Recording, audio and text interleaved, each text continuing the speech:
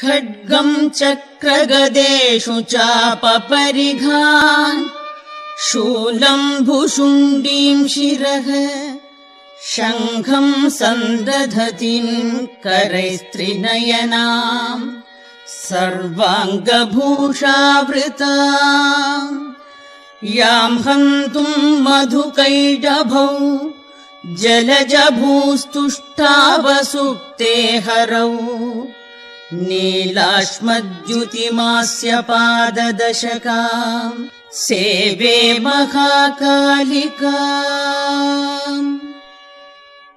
ॐ नमश्चण्डिकायै। ॐ ऐं मार्कण्डेय उवाच सावर्णिः सूर्यतनयो यो मनुः कथ्यतेष्टमः